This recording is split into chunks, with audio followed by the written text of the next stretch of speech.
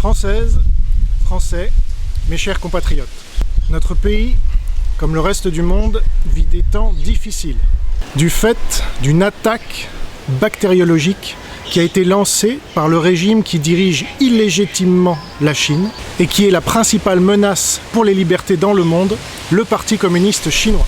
J'apporte mon soutien à tous ceux et à toutes celles d'entre vous qui souffraient à cause de cette attaque sournoise du Parti communiste chinois, à cause de laquelle nous sommes tous plus pauvres, plus déprimés et plus stressés qu'avant.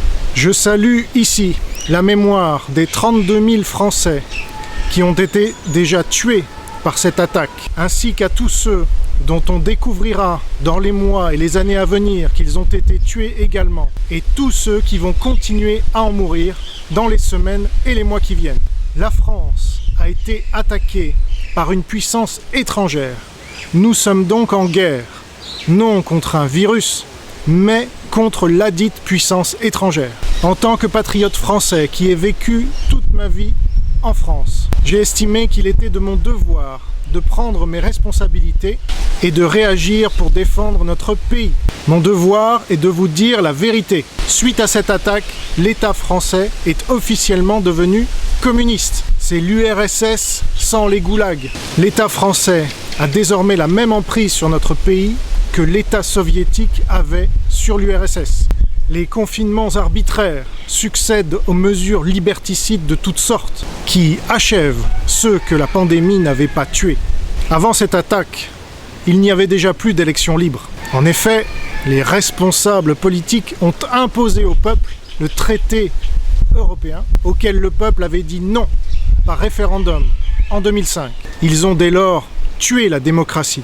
Pour couronner le tout, l'État français collabore depuis bien longtemps avec le parti de la plus grande dictature au monde, le Parti communiste chinois, en lui ayant donné de façon irresponsable les technologies bactériologiques qui lui ont servi à nous attaquer, en même temps qu'ils attaquaient le reste du monde. J'accuse donc l'État français d'être responsable, avec le Parti communiste chinois, de cette pandémie et de ses conséquences. J'accuse aussi l'État français d'être complice du Parti communiste chinois pour des raisons financières et idéologiques, au lieu de résister à son emprise et à son infiltration en France et partout dans le monde. Depuis de nombreuses années, l'État français a collaboré avec le Parti communiste chinois sur les plans bactériologiques, nucléaires, aéronautiques, légal, ferroviaire, universitaire, médical et bien d'autres encore. La pandémie n'a pas mis fin à cette collaboration. Bien au contraire, elle l'a renforcée. J'accuse enfin l'État français d'avoir capitulé fin août 2020 en recevant au plus haut niveau et avec les honneurs le ministre des Affaires étrangères, Wang Yi. Au lieu de condamner publiquement la Chine communiste pour la pandémie et ses conséquences désastreuses pour notre pays, et de lui imposer réparation.